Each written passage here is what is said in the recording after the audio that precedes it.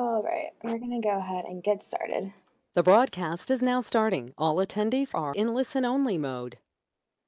Good afternoon, everyone. My name is Sarah Pentecost, and I'm with APA Virginia staff. Thank you for joining us for our monthly webinar series, Your Hour with APA Virginia, sponsored by Berkeley Group. Our webinars are each Monday from noon to 1 p.m., covering different topics in the planning field.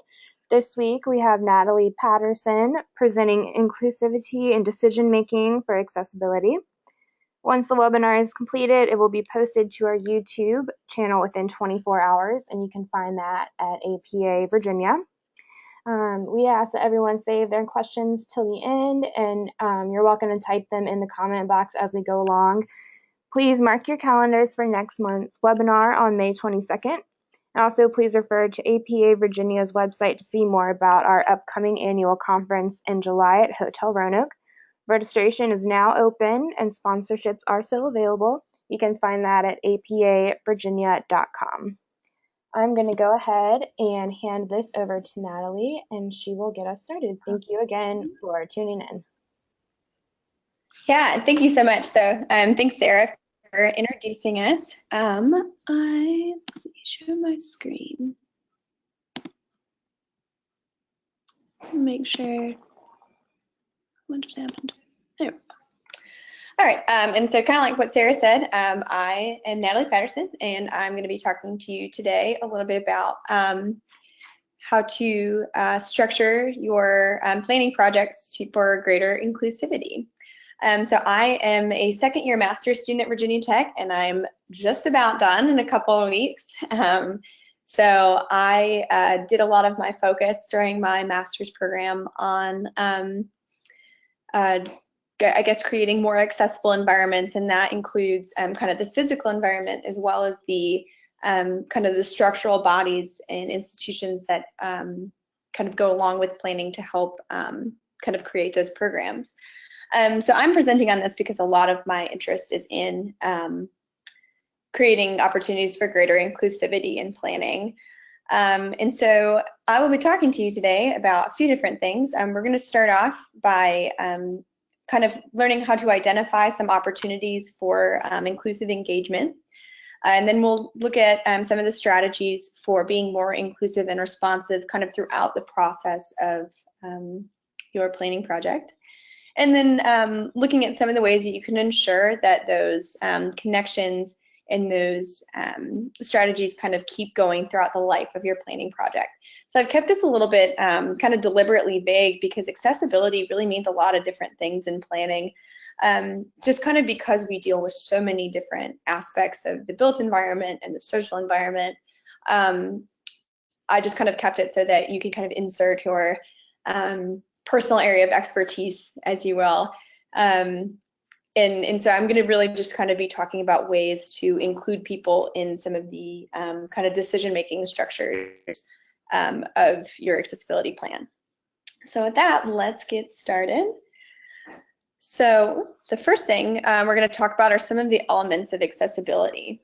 And so the first one is kind of the availability of options and resources for your community. And this includes things like transportation, housing, jobs, access to different types of services, and that sort of thing. And just kind of, you know, whether or not people are able to find the things that they need to be independent and live and be a part of kind of your built environment. And the next thing is kind of the idea of accessibility. And that kind of relates to kind of the variety of people and the variety of ability levels of people who are able to be a part of your community. So that's not just, you know, accessibility for instance, wheelchair users, but it includes individuals with a lot of different issues that would normally keep them out of the built environment. So this includes things like visual and auditory limitations and people with developmental disabilities. And then the ability of your community to kind of reach these services and the opportunity to be involved in the decision-making processes for these services. So for instance, you may have kind of a participatory structure already in place, like a regular town meeting. but maybe the building isn't accessible, or there's no sign language interpreter, or there are kind of these norms of order that would prevent or discourage different types of people from participating in kind of those decision-making processes.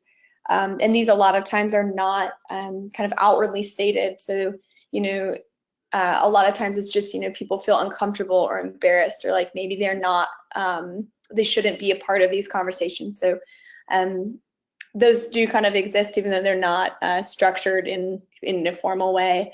The accessibility also includes concerns regarding kind of these geographic and spatial barriers, but also things like financial costs and personal safety and ease of access. So something may be accessible, but people may not feel safe to use it, or they may find that it's very difficult for them to actually get to it and use it. So accessibility planning needs to consider kind of this wider picture of access.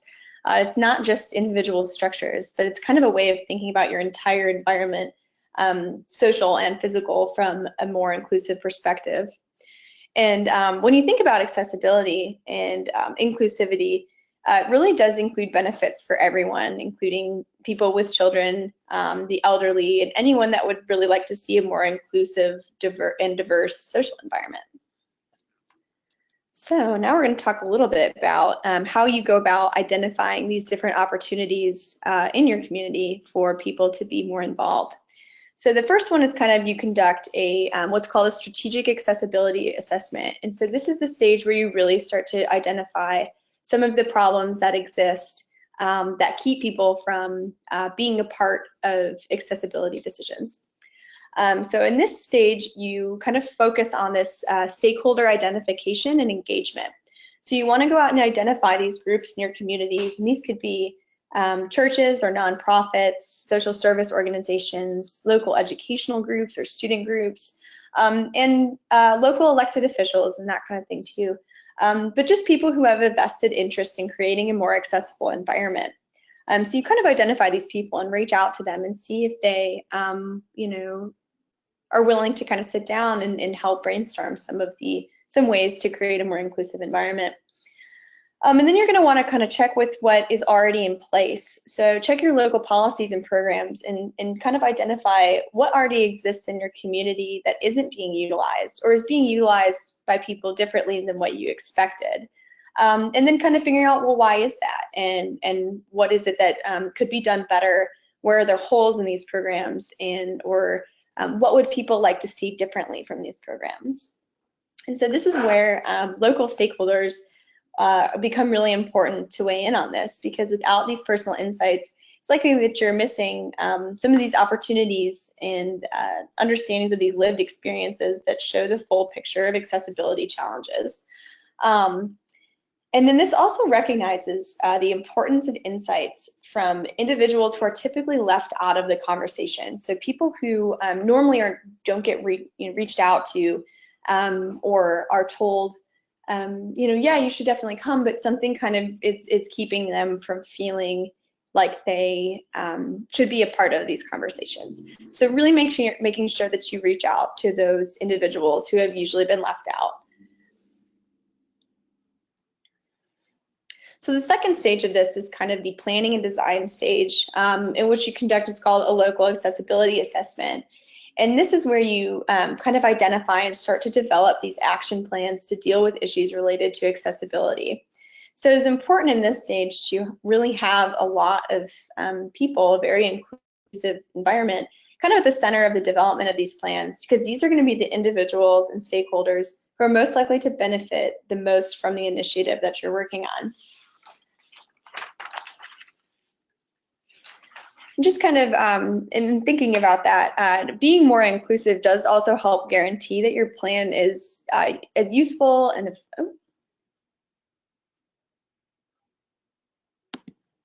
we're back.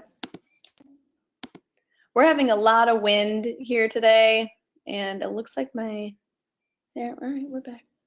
Sorry about that. It's a very windy day here in Blacksburg, and I think our internet's going a little weird. So just kind of like what I was saying, being more inclusive helps to guarantee that the plan is useful and effective and is done efficiently with kind of some limited resources. And then when you are kind of developing these assessments and you're kind of brainstorming ideas for greater accessibility, be sure to kind of to provide realistic information about feasibility, and especially financial feasibility at the start of the process, but be also very willing to think creatively about financing and design and strategies and priorities and uses, because you may find that people have been adapting to problems that exist in very creative ways. And you could kind of use those insights to structure a more useful and efficient program.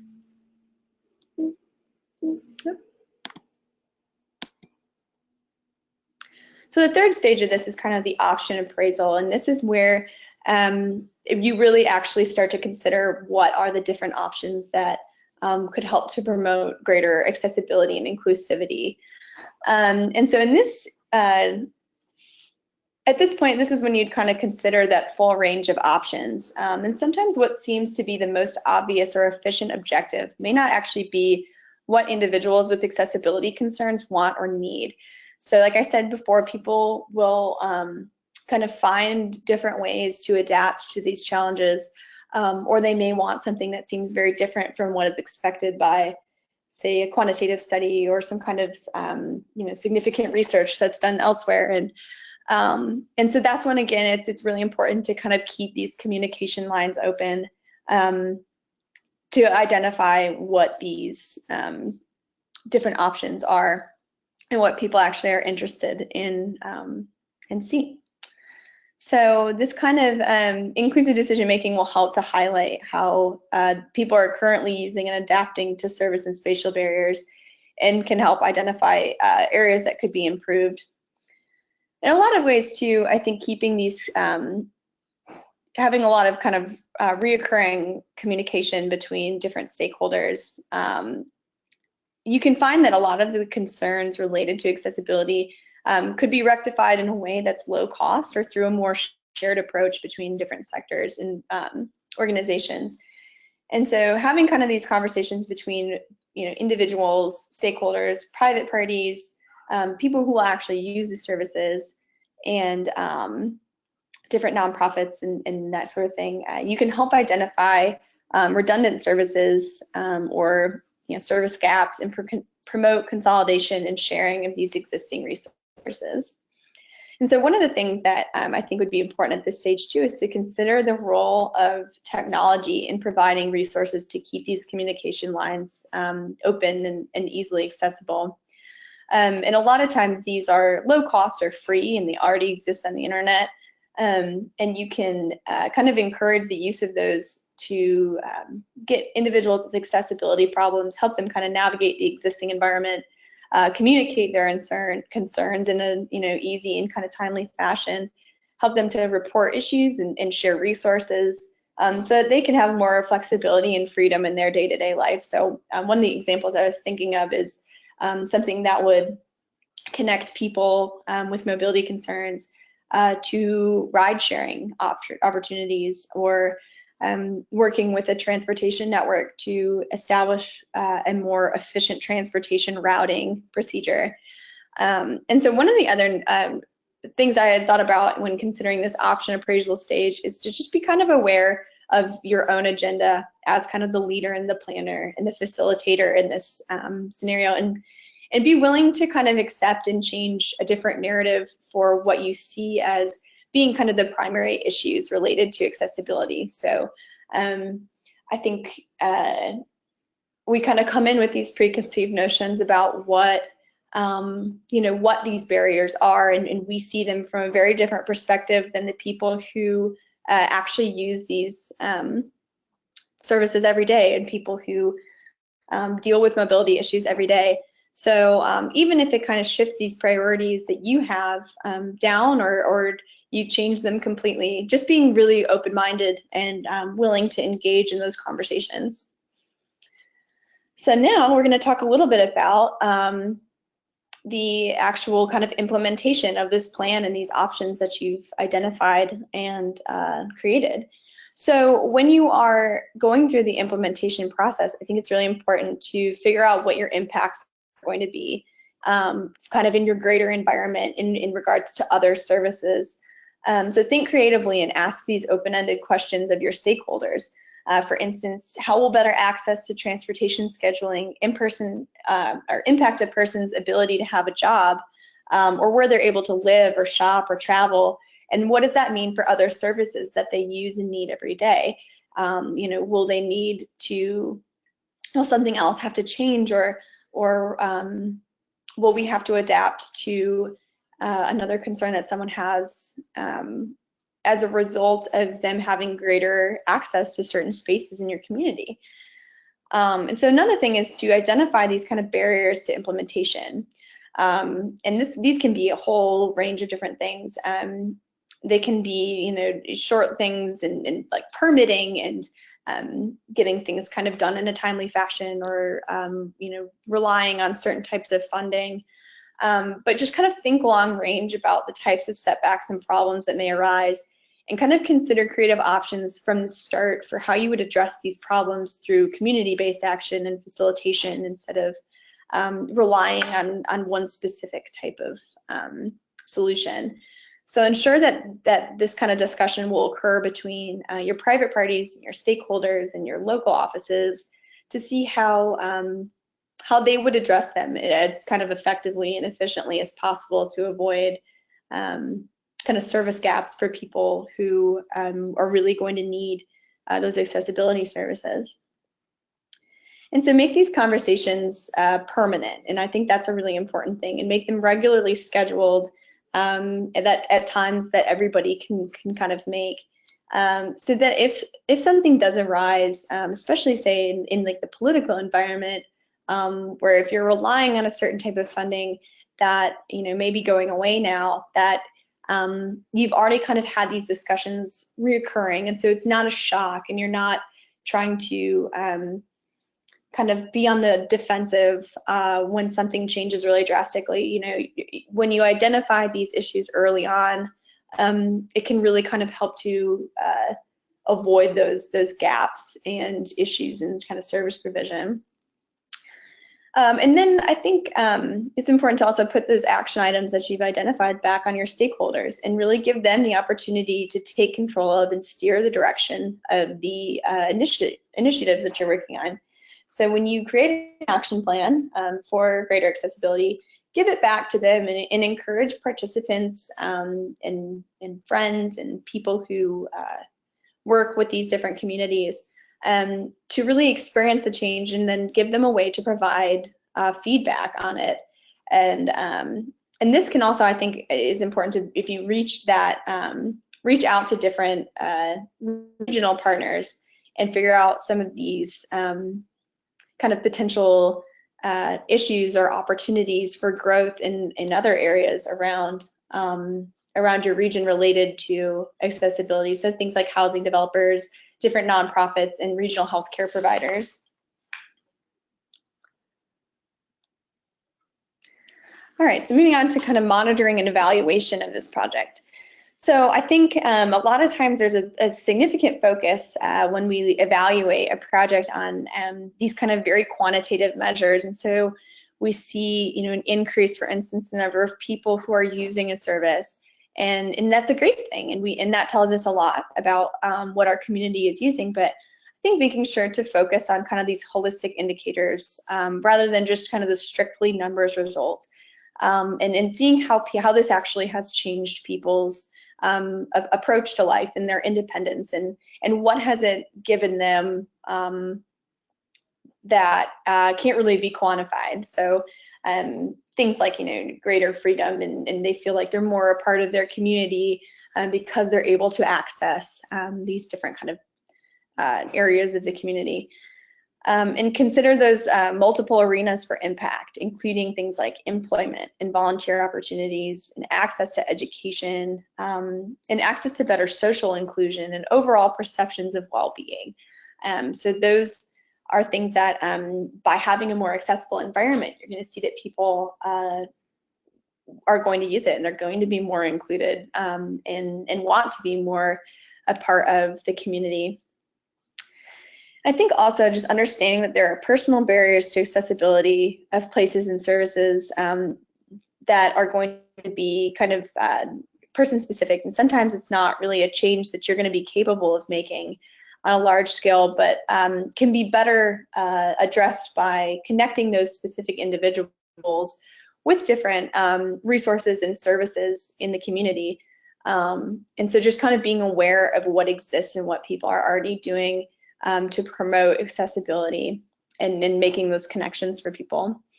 And then keeping these communication lines strong between agencies and private businesses and stakeholders, and reinforce that these accessibility impacts are going to benefit everyone, and they should be created in more than just kind of these publicly owned and operated spaces. So encouraging kind of these private businesses to be aware and to think about how their business and the structure of it is affecting how are people able to access it if they have an accessibility concern. And so just really kind of being focused on that and reaching out to the people in your community who own and operate these kind of spaces, and letting them know how important it is to make them accessible. And I think also when you are going through kind of the decision-making process of this, create a more personal approach to analyzing accessibility, and by including people with a lot of different needs and abilities and mobility concerns in the conversation. So a lot of times these individuals, even though they are the primary users of these services, they may never have been included in these sorts of discussions before. And it really does help to create a more rich understanding of the issues and an approach to developing actions. And again, kind of, I have reiterated this a lot, I feel like, but make use of those multi-sector partnerships, and kind of that can help take the resource burden off of just one group or agency. So instead of just seeing problems as being kind of siloed, understanding that working together can kind of create a more efficient environment for accessibility, and seeing these problems in a larger picture will help to show how these issues are sort of all interrelated to one another. So I just have a couple of other additional considerations to think about when you're thinking about accessibility concerns in your own community. For one, rural communities are going to have very unique concerns just because they are both, spatially spread out, and the distance between individuals is going to be more significant. And that can create some issues, not only in providing services effectively, but in mobilizing people to participate and getting them involved in some of these issues. The other one that I had been thinking about was the, I guess, having inclusivity early in the start of a project can kind of help to avoid these costly fixes down the road. So policies are hard to fix and taxes are hard to raise. So including community members and stakeholders in the conversation early on can help to highlight how these, how funds and resources can be used more effectively, so that you don't have to make these kind of very significant changes later on. I think one of the things that has come out of kind of this conversation is the idea of community-based options before moving to kind of a very significant public infrastructure investment, and look at what's already in place and how what's already in place can be used more effectively. So for instance, when you think about accessible transit, transit could be an issue of people simply needing training on how to use it, and increasing kind of signage and information about where they're able to travel and how they should get there. So using nonprofits and transit workers to help provide information to people, things like posting obvious signs and sounds so that people can navigate their environment more easily and safely, can help them use transit more effectively and then help create a more accessible transit environment. And so another thing that I think to think about is to see kind of outside of the planning world for potential fixes. So my example for this was the idea of security concerns, kind of keeping people from being a part of the community. So when it's dark out, people, may not use a certain service or a bus stop. So that could be, a fix such as you could just be alleviated by placing some lights or an emergency telephone in some of these spaces. And these are, again, services that will benefit everyone in your community and not necessarily just those with accessibility concerns. So keeping kind of outward communication strong, but also looking within your own organization or your own local government office and seeing what can be done with what you already have. All right, so now I'm willing to take some questions. I don't know if I can see any being typed in here yet, but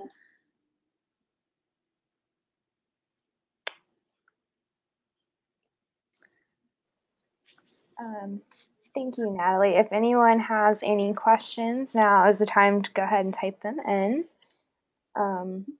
Natalie, do you have anything else that you'd like to tell the audience today? I think I have covered everything so far. Okay. All right. Well, I've got one right now. Awesome. Got a couple, actually. All right. So the first question is from Rachel Rulin, who is with the Roanoke Valley Allegheny Regional Commission. And she asked, do you have examples of how some of these ideas have been implemented? So I know of only some of the ones that I have kind of personally studied. So I have been doing my research on a community for people with disabilities. And so my understanding of that community is that they have really worked kind of very internally. So it's kind of this partnership between a housing community and a nonprofit ministry center. And so there isn't kind of that public sector input in those, in this case specifically, but one of the things that they've done really well, I think, is to help increase accessibility in their kind of immediate environment by creating opportunities for friendships to develop.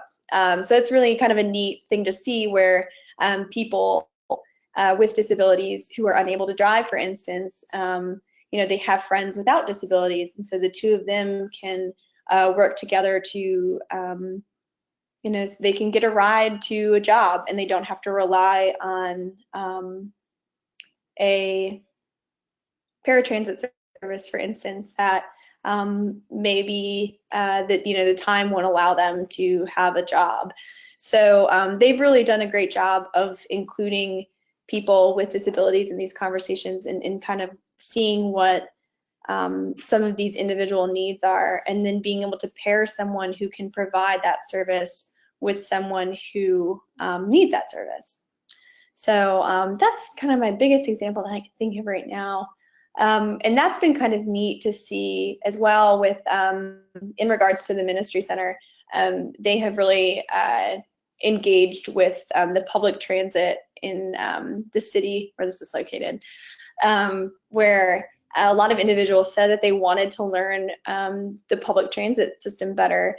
And so they kind of created a set of kind of skills training exercises and created, made kind of partnerships between individuals so that they don't have to ride alone. And they have kind of a laid out, plan for, where they need to go and how they're going to get there. And it just gives them a lot more confidence to have, to be able to say, this is a concern that I have, and then to be able to work with people to identify a way to alleviate that concern and be able to kind of use the services that we already have. So, let's see, we have one other one. This question is from Jennifer. I would love to hear some examples of creative approaches to implementing accessibility projects. So one of the things that we did earlier in the year with the Graduate Student Association here at Virginia Tech is we did, we called it a wheelchair walk. And so we did a tour, so to speak, of downtown Blacksburg. And there were some individuals from the Blacksburg Public Transit Service and some other individuals from the planning department, and then some individuals with mobility issues. And as we were kind of going around the environment, different things started to arise that we never really would have thought of were problems. So things like if you have accessibility issues with your hands or your mobility problems with your hands, being able to just open a door and go into a local restaurant in downtown Blacksburg. And so these kind of little things we were thinking about, and kind of we had a brainstorming session afterwards, and we discussed some of the ways that we could potentially alleviate some of these concerns. Just kind of on a small scale, I guess, working with the local businesses to see if there's a way that they can, we can change the door or put something on the door so that a person with limited mobility in their hands is able to open it and spend their money at that local restaurant. And I think just really making people aware of issues that are not totally obvious. Thinking about kind of the more social aspect of it. One of the things that I was talking about and with some people in doing my research is the importance of creating the creation of these meaningful friendships between individuals with and without accessibility concerns. That's not really an identified, it's not like we have a policy for making people friends, for instance, but that really has helped to create more accessible and inclusive environments for a lot of people. It's just having these relationships.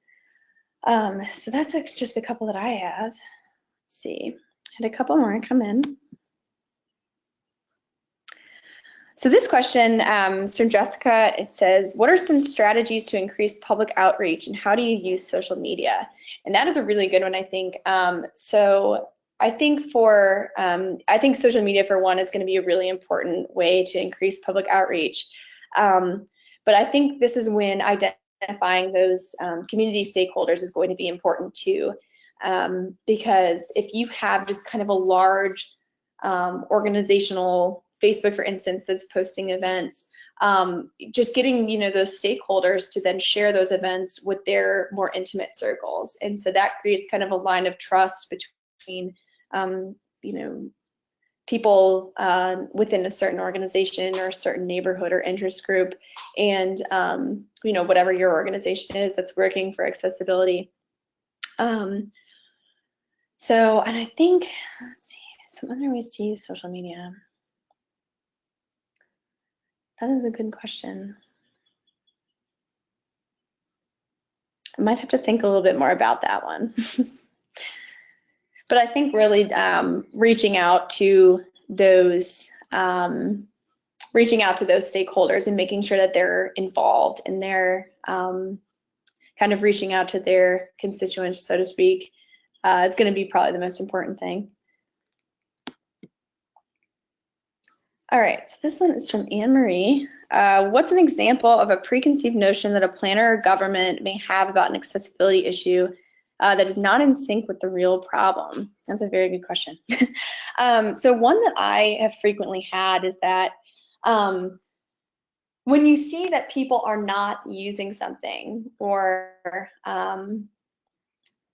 so a conversation that has come up a lot in a lot of my classes and my, I guess, experiences, relating to, we talk a lot about transportation when we think about accessibility. And so thinking about, the fact that we keep transportation separate between people with significant mobility concerns and kind of the just general transit that we have. So we have, an accessibility van, for instance, that travels around And we see that as being, you know, all right, well, we're serving these people because we have this accessibility van service, and we have, you know, regularly scheduled bus routes or a rail service or something. But kind of in reality, when you look at how that system for people with disabilities specifically functions, it's really not as reliable or usable as, say, kind of your more general bus or transit service. So a lot of times when you need to use this accessibility service, you have to schedule it 24 hours in advance. You have to leave an hour before and an hour after your identified time of need. And a lot of that is just kind of, it's just not a really super efficient service. And so I think kind of the approach from my understanding as a fledgling urban planner is that we see that as like, okay, well, we have this service and it works in a way. And so, you know, it must be something with just improving that service. When in reality, I think a more integrated approach, even though it may not be the most easy to implement, would be the most effective and the most efficient. And so, or also that that these services have to be, you know, completely publicly provided. And I actually heard on NPR the other day about a ride-sharing service in rural areas for all sorts of different type of people. So there was a component about serving elderly populations and serving people with you know, different types of disabilities or abilities, you know, and that's not a service that is publicly provided. That's a private service. But the implementation of that service has kind of helped to get people. So they shared a story of somebody who, you know, didn't have a driver's license, but had just gotten a job. And so things like that, just kind of creating those accessibility options. And they don't necessarily have to be publicly provided or you know, it can be something that is already being, you know, somebody already has an idea about it, and it's just a matter of kind of sharing that idea with a larger group of people and letting them know that it's available for them to use. Are there any more questions? I think that's all I see in the box. Yeah, I think that's it. Again, thank you everyone for joining us today. Thank you, Natalie. This is Your Hour with APA Virginia, sponsored by Berkeley Group. We'll have this webinar up on our YouTube page within 24 hours. That's APA Virginia. Again, thank you for joining us, and I hope you have a great rest of your day. Yeah, then thank you again.